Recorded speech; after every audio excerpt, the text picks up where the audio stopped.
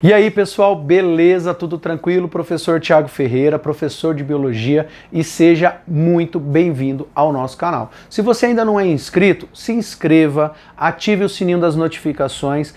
Toda segunda-feira eu posto um vídeo novo sobre a nossa tão amada biologia. Na aula de hoje eu vou falar sobre água, né? Um composto inorgânico dentro da nossa bioquímica.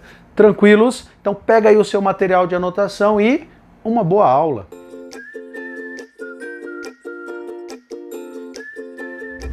Galera, beleza? Olha só, cara, essa aula é extremamente importante para como pontapé inicial para entender tanto a bioquímica quanto a importância dessa substância em diversas situações da nossa tão amada biologia. Então, para isso, eu vou sair aqui da frente, tá? Para você ter acesso ao quadro, aí você monta o seu resuminho e aí você presta atenção no que eu vou te falar, tá? Então, a água, né, o nosso primeiro composto químico que nós vamos estar analisando, a água é um composto inorgânico, já coloquei aqui, é uma molécula inorgânica, tá? Então, tá dentro da classificação nos compostos inorgânicos e é essencial para a vida. Não é à toa que quando os pesquisadores da NASA, por exemplo, estão investigando a possibilidade de vida fora do planeta, o que eles estão procurando? A água, porque a água é essencial para a vida. Para você ter uma noção, a molécula inorgânica água é a mais abundante nos seres vivos. Então vou encontrar em grande porcentagem nos seres vivos. Nós, seres humanos, o indivíduo adulto tem 70% de água. Então é interessante que você saiba que a água apresenta umas propriedades físicas que são muito perguntadas, né? A capacidade dela se apresentar no estado sólido, líquido e gasoso, apresentar um ponto de fusão definido de 0 graus Celsius, um ponto de ebulição de 100 graus Celsius, e aí a gente vai encontrar essa água na natureza, né, variando entre essas situações, onde a gente chama do ciclo da água. Mas na parte bioquímica, o que você tem que saber? Você tem que saber um pouco da natureza da estrutura e qual é o papel biológico da água quando a gente fala de seres vivos. Então vamos lá, a água ela é formada por 2 átomos de hidrogênio ligado a um átomo de oxigênio, aí conhecido como H2O. E aí ela tem uma disposição espacial assim. Eu tenho um átomo de oxigênio com carga negativa ligada, né? Esse átomo de oxigênio é ligado a dois átomos de hidrogênio e esses átomos apresentam carga positiva.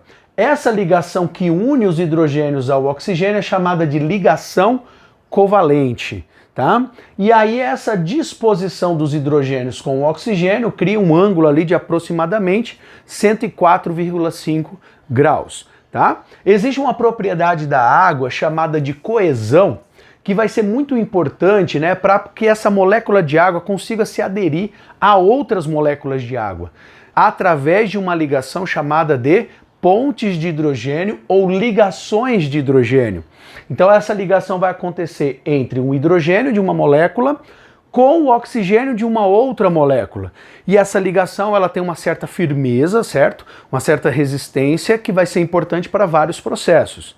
Tá bom? Então por meio de ligações. O fato de o átomo do oxigênio ter uma carga negativa e os 2 de hidrogênio ter uma carga positiva, a gente fala que a água ela tem uma natureza polar. E isso faz com que ela explore muito bem essa primeira propriedade que eu coloquei aqui da água, que é ser um solvente universal. Por a água ser uma molécula polar, ela vai apresentar afinidade com outras moléculas polares.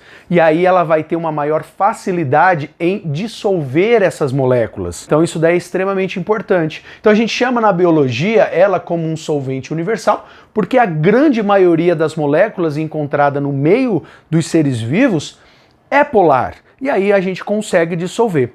Essas substâncias que são dissolvidas pela água, a gente chama de substâncias hidrofílicas, solúveis em água. E aquelas que não são solúveis em água, a gente chama de substâncias hidrofóbicas, insolúveis em água. Exemplo, gordura dentro do grupo dos lipídios, tá? Então, propriedadezinha extremamente importante quanto à solubilidade. Desse lado aqui, eu coloquei uma outra propriedade que é a quantidade de água que eu encontro dentro dos seres vivos, comparando indivíduos diferentes e também dentro do próprio indivíduo. Então, se você for considerar indivíduos de ambientes aquáticos com indivíduos de ambiente terrestre, pelo fato do indivíduo viver dentro do ambiente aquático, ele apresenta uma quantidade de água maior do que o indivíduo, né, que vive em ambiente terrestre. Então a gente já tem um primeiro comparativo nesse sentido. Dentro do organismo, se a gente for pensar em atividade metabólica, ou seja, a quantidade de reações químicas que estão acontecendo dentro das células, a gente vai ter também, né, uma disponibilidade de água diferenciada quando a gente comparar tecidos e órgãos daquele indivíduo. Então, se você pegar, por exemplo, o tecido nervoso, que apresenta uma alta atividade metabólica, e comparar com o tecido ósseo, por exemplo, ele vai ter uma atividade metabólica bem maior. Então, eu pego mais água e coloco aonde? No tecido nervoso. A mesma coisa, se eu pegar um órgão do sistema nervoso, vamos pegar o cérebro, e eu comparar com um osso qualquer do seu corpo, a atividade metabólica no cérebro é muito maior. Então eu coloco mais água lá devido à quantidade de reações químicas. Então eu tenho essa variação, já caiu no Enem essa pergunta e tem que tomar cuidado. E a outra variação tem a ver com a idade. Então aqui a idade, você vai pegar o indivíduo jovem, um indivíduo numa idade ainda em desenvolvimento, comparar com ele adulto e ele na velhice. Então se você pegar um bebezinho, um indivíduozinho ali com 3, 4, 5 anos, a porcentagem de água dentro do corpo vai ser maior do que um indivíduo que for adulto, e esse adulto vai ser maior do indivíduo que for idoso. Então, na espécie humana, o adulto, eu comentei, tem 70% de porcentagem de água. O bebezinho vai ter em torno de 80% a 85% e o idoso vai estar em torno de 55%. Por quê? À medida que nós envelhecemos, nós temos uma diminuição do ritmo da atividade metabólica, então seu metabolismo vai diminuindo. Não é à toa que você vê crianças extremamente ativas e idosos lentinho, devagarzinho, andando, parece que ele está, né, quase parando. Então a gente também tem essa relação. Uma outra propriedade muito importante da água em relação aos indivíduos endotérmicos é essa função termorreguladora. Capacidade que a água tem, né, de manter um equilíbrio térmico no indivíduo. E isso se dá a duas propriedades da água chamada de calor específico e calor de evaporação. Então ela possui um alto calor específico e um alto calor de evaporação.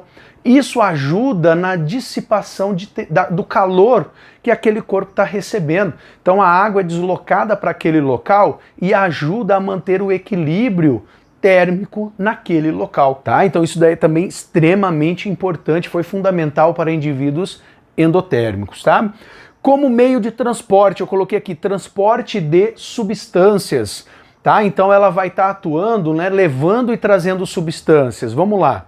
Primeiro, de dentro para fora da célula ou de fora para dentro através da membrana plasmática, ou transportando substâncias dentro de um líquido chamado de seiva, por exemplo, lá nos animais, tá? Nos vegetais, desculpa, a seiva inorgânica, a seiva orgânica, vai estar levando ali nutrientes. Dentro do sangue, por exemplo, nós vamos estar levando proteínas, hormônios, células, tá? Então tá cumprindo a função de transporte. Na urina, né, através do descarte de substâncias que não são legais aí para dentro do organismo, resíduos metabólicos, precisam ser eliminados. Então a água vai estar carregando isso aqui para fora. Então extremamente importante essa função também.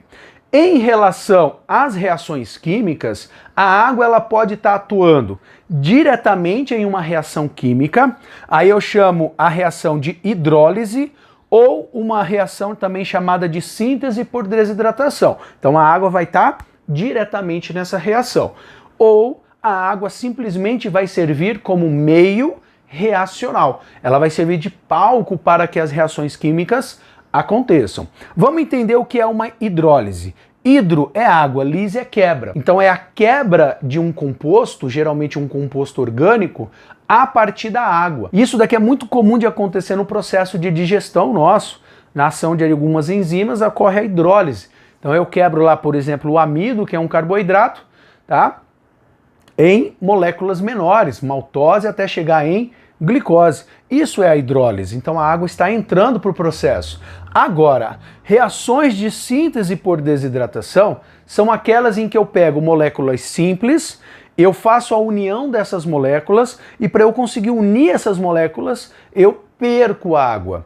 Então quando eu pego, por exemplo, duas glicoses e eu quero unir essas glicoses, eu pego e retiro uma molécula de água para que eu possa formar, tá, uma maltose. Tá? Então eu pego dois monossacarídeos, né, dentro dos carboidratos para formar a maltose, que é um disacarídeo. Se você tem alguma dúvida em relação a isso que eu acabei de falar, tem uma aula aqui específica sobre carboidratos, tá bom? Então, extremamente importante a participação nas reações químicas. Uma outra propriedade é a capilaridade. A capilaridade, ela vai ter, né, um papel aqui importante quando você falar do deslocamento da água dentro de um tubo, né, dentro de uma tubulação, dentro de um vaso. Então, o que é essa capilaridade? É nada mais, nada menos do que você explorar a propriedade de adesão e coesão da água. Coesão, nós já vimos aqui em cima, que é a capacidade que uma molécula de água tem de se ligar a uma outra molécula de água, formando as ligações de hidrogênio. Já a adesão é a capacidade que a molécula de água tem, né, de se aderir a superfícies. E essas superfícies, elas precisam apresentar uma superfície hidrofílica. E com isso você promove o deslocamento da coluna, da massa d'água naquele local, tá? Então, se você pega um copo d'água, coloca um canudinho, e aí você percebe a superfície da água, e dentro do canudinho o que acontece? Ele vai ter uma elevação de altura, porque as moléculas de água estão se aderindo, né, na superfície do canudinho, e aí as outras moléculas estão grudando naquelas que estão afastadas da superfície, e aí todo mundo sobe. Extremamente importante para o transporte da seiva inorgânica através do xilema, quando essa seiva precisa sair da raiz e partir em direção aos vegetais, só que ele vai fazer um caminho de subida. Então a capilaridade é muito importante, tá? Beleza? E a última propriedade que eu quero comentar com vocês é a tensão superficial. Na tensão superficial, nós temos um explorar da capacidade que as moléculas de água têm de formar as ligações de hidrogênio. Então vamos lá, o que acontece? Dentro da coluna d'água, vamos pensar um lago. Então na parte interna do lago, né, na parte mais profunda, as moléculas de água elas estão conseguindo fazer ligações entre todas as moléculas de água. Agora, as moléculas que estão na superfície, elas conseguem fazer ligação apenas com quem está nas suas laterais e com quem está abaixo. Isso cria uma resistência maior, cria uma tensão maior. Então a gente costuma falar que a tensão superficial ela é maior do que se você analisar a capacidade das ligações internas. É por isso que quando eu olho um lago calminho, o inseto vem e pousa, e ele não afunda, é porque ele está explorando essa capacidade. Muitos animais, muitos seres vivos dependem dessa tensão superficial porque eles dependem dessa superfície. Tranquilo? Então isso é extremamente importante, já foi explorado muito em exercícios de vestibulares. Tranquilos? Era isso que eu tinha para falar para vocês, tá?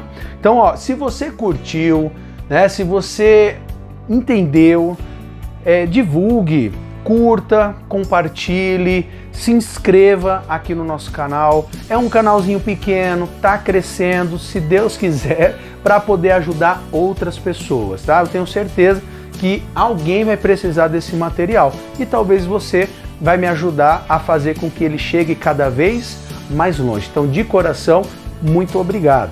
Então, se você quiser também me acompanhar nas redes sociais, eu tenho aqui o meu Face, eu tenho o Instagram, onde eu posto ali alguns mapas mentais, algumas notícias a respeito de vestibulares, do Enem, né, algumas curiosidades da biologia. Então me segue lá também, tá? Eu espero muito que você tenha curtido essa aula, né, que você tenha gostado e tenha te ajudado, beleza? Nos encontramos numa próxima, bons estudos e fui!